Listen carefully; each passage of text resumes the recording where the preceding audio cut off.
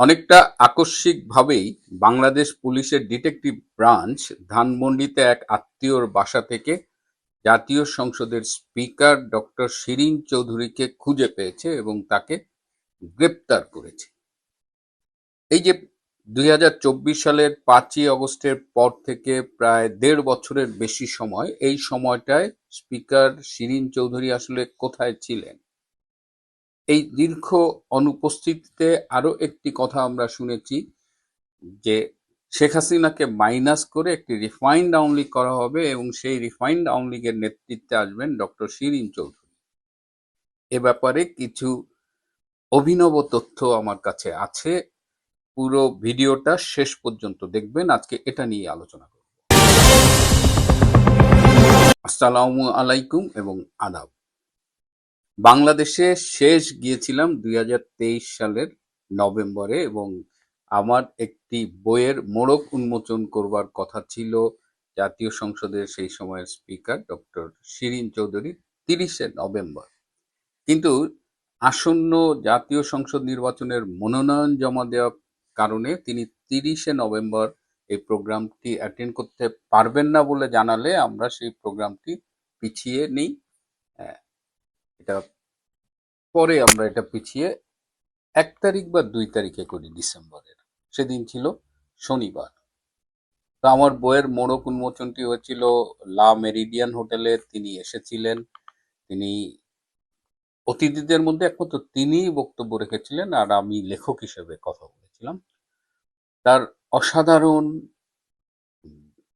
বাগ্মিতা এবং তার যে কন্টেন্ট, স্পিচের কন্টেন্ট, আমি এতটাই মুগ্ধ হয়েছিলাম।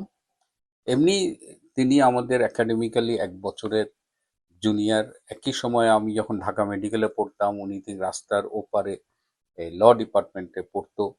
তিনি ছাত্রী হিসেবে অনেক আলোচিত ছিল এবং তিনি ঢাকা বোর্ডে হিউম্যানিটিস গ্রুপে এসএসসিতে ফার্স্ট এবং এইচএসসিতে সেকেন্ড হয়েছিলেন।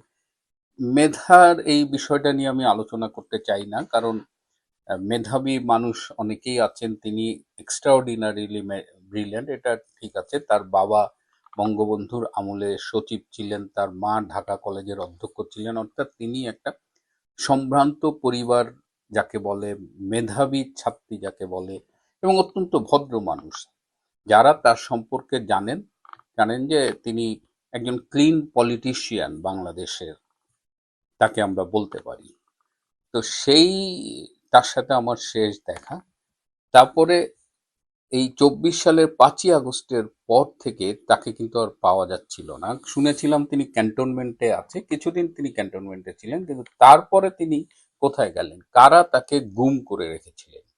প্রথম দিকে তিনি মোবাইল ব্যবহার করতে পারতেন, কারণ তার সাথে তার পরিচিত কিছু মানুষের যোগাযোগ ছিল, কিন্তু গত কয়েক মাস সেই যোগাযোগটিও বন্ধ হয়ে যায় এবং সেই যোগাযোগ বন্ধ হয়ে গেলে স্বভাবতই প্রশ্ন ওঠে যে স্পিকার শিরীন চৌধুরী তাহলে কোথায়? তাকে কারা গুম করে রেখেছে? তিনি কি বেঁচে আছেন? এই প্রশ্নটাও কিন্তু, এই আশঙ্কাটাও কিন্তু কারো কারো মনে জেগেছিল এবং আওয়ামী লীগের সভানেত্রী শেখ হাসিনা পর্যন্ত একটা সময় জানতে চাইছিলেন যে ডক্টর শিরীন আসলে কোথায়।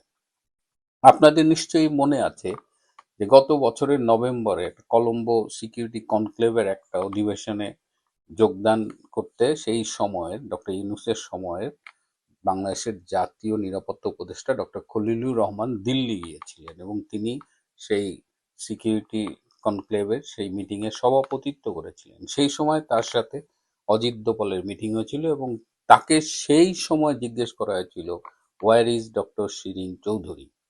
কিন্তু ডক্টর খলিল এই প্রশ্নটার উত্তর দিতে পারেননি। তারপর থেকে একাধিকবার এই প্রশ্নটি উঠেছে, কিন্তু কেউ আসলে জানতো না।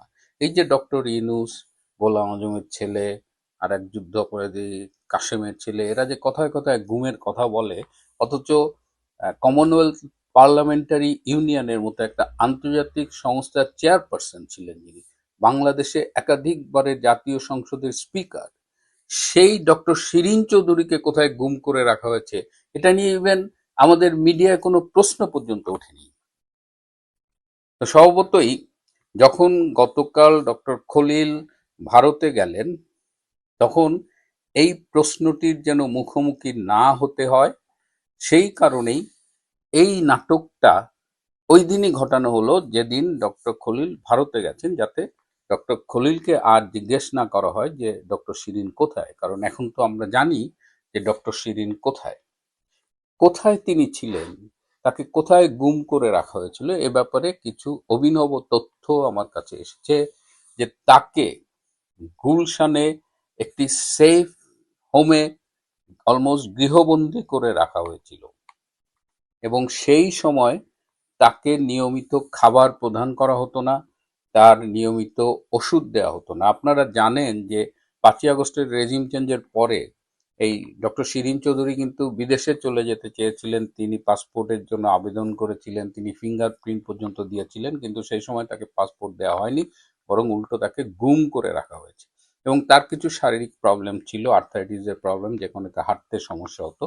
একজন মানুষের রোগের বৃত্তান্ত আসলে বলা উচিত না, এটা খুব প্রাইভেসি এবং কনফিডেন্সিয়াল একটা ব্যাপার, কিন্তু আবার মনে হয় যে এখানে এটুকু বলা যেতে পারে যে এই যে 1.5 বছরের বেশি সময় ধরে তাকে গুম করে রাখা হয়েছিল, এই সময় তার যে এক্সিস্টিং অসুখগুলো ছিল সেগুলো তো বেড়েছেই, তার কিডনির কিছু সমস্যা ছিল, সেগুলো আরো প্রকট আকার ধারণ করেছে, এবং এর সাথে তার কিছু চর্মরোগ, স্ক্যাবিসের মতো কিছু অসুখও আরো খুব খারাপ অবস্থার দিকে গেছে। আপনারা সেটা নিশ্চয়ই দেখেছেন, তাকে যখন আদালতে ওঠানো হয়েছে, তার মুখ, তার মলিন মুখটা দেখে আপনারা নিশ্চয়ই বুঝতে পেরেছেন যে তাকে কি অবস্থায় রাখা হয়েছিল। এবং তিনি আদালত প্রাঙ্গণ থেকে বেরিয়ে এসে পুলিশের বেষ্টনীর মধ্যে কিন্তু পড়ে গিয়েছিলেন। মানে একটা মানুষ, এবং যে জীবনযাপন করেছেন, একজন পিওর ভদ্র মহিলা যাকে বলে, তাকে শুধু গৃহবন্দী করেননি, সব পৃথিবীর থেকে আলাদা করেছেন, গুম করে রেখেছেন, এবং তাকে ঠিকমতো খাওয়াটা পর্যন্ত দেননি। চিকিৎসা তো অনেক পরের বিষয়। তো আজকে এই যে ভারতের কাছে বিব্রতকর যেন প্রশ্নের মুখোমুখি না হতে হয়, এই জন্য এই টাইমিংটা, অনেকেই বলছেন যে খলিলকে বিব্রত করা হলো এই অ্যারেস্টটা করে। আসলে তা না, খলিলকে একটা রিলিফ দেওয়া হয়েছে, কিন্তু এই 18 মাসে কি শুধু তাকে গৃহবন্দী করে রাখা হয়েছিল? এইখানে আরো ইন্টারেস্টিং তথ্য। এবং এই ডক্টর ইউনূসের পক্ষ থেকে, এজেন্সির পক্ষ থেকে বারবার তার উপরে প্রেসার করা হয়েছিল যে রিফাইন্ড আওয়ামী লীগ করতে হবে, শেখ হাসিনাকে রাজনীতি থেকে মাইনাস করতে হবে, এবং রিফাইন্ড আওয়ামী লীগের দায়িত্ব ডক্টর শিরিন চৌধুরীকে নিতে হবে। যতবার ডক্টর শিরিনের কাছে এই প্রস্তাব গেছে, ডক্টর শিরিন প্রতিবার অনড় থেকে একটি কথাই বলেছেন যে বঙ্গবন্ধুর রাজনীতির উত্তরাধিকার হলেন শেখ হাসিনা এবং শেখ রেহানা, এবং তিনি কোনো অবস্থাতেই শেখ হাসিনার নেতৃত্বের বাইরে যাবেন না, এবং এর জন্য যদি তার মৃত্যু বরণ করতেও হয় তাও তিনি হাসি মুখে মেনে নেবেন, যে কোনো পরিস্থিতি তিনি মেনে নেবেন, তবুও রিফাইন্ড আওয়ামী লীগ নামের কোনো অবৈধ অন্যায়ের সাথে তিনি নিজেকে সম্পৃক্ত করবেন না।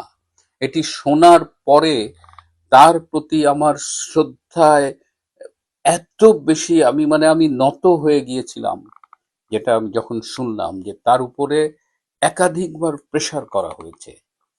কিন্তু তিনি কোনো অবস্থাতেই তাদের সেই চাপের কাছে নতি স্বীকার করেনি। অবশেষে আপনারা দেখলেন তার বিরুদ্ধে 6টা মামলা, সেই 6টা মামলার মধ্যে 4টা মামলা হলো একই ঘটনার উপরে। সুতরাং সেই 4টা মামলা থেকে 3টা ফাইনাল রিপোর্ট হয়ে গেছে, এখন আছে 3টা।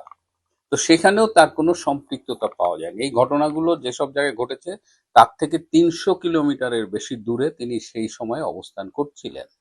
তাহলে এখন এই লালবাগ না কোথাকার কোন একটা বাচ্চা ছেলে, তাকে হত্যা চেষ্টার সাথে নাকি তিনি জড়িত ছিলেন। মানে এরকম একটা হাস্যকর মামলা দিয়ে তাকে, তার জন্য আবার 2 দিনের রিমান্ডও চেয়েছিল আমাদের পুলিশ। যাই হোক, আদালত তাকে কারাগারে পাঠিয়েছে। তো এখন এই যারা আওয়ামী লীগকে ধ্বংস করে দেবেন, রিফাইন্ড আওয়ামী লীগ করবেন, এই ধরনের দিবাস্বপ্ন নিয়ে বা এ ধরনের ব্যর্থ মিশন নিয়ে মাঠে আছেন, তাদের কাছে এই শিরিন চৌধুরী কিন্তু দেখিয়ে দিয়েছেন যে এত নির্যাতন, এত কষ্টের মধ্যেও কিন্তু মাথা নত করেনি। এবং শিরিন চৌধুরী একা না, আওয়ামী লীগের অধিকাংশ প্রায় সবাই এরকমই, এই এলিমেন্ট দিয়েই গড়া। ডক্টর শিরীন চৌধুরীর অবিলম্বে মুক্তি চাই। রাজনীতিকে শুদ্ধ ধারায় অচিরেই ফিরিয়ে আনা হোক। যদি না আনা হয়, তবে তার জন্য বর্তমান ক্ষমতাসীনদের কি পরিমাণ মাশুল দিতে হবে, তারা হয়তো ক্ষমতায় থেকে আজ অন্ধ হয়ে সেটা অনুধাবনও করতে পারছেন না। আর ডক্টর ইউনূস গত ১.৫ বছরে যা যা অপকর্ম করেছেন, যদি বেঁচে থাকেন প্রত্যেকটার বিচার হবে। প্রিয় বন্ধুরা, আজ এ পর্যন্তই। ভালো থাকবেন, সুস্থ থাকবেন, তার চেয়েও জরুরি হলো নিরাপদে থাকবেন। সবাইকে অনেক ধন্যবাদ।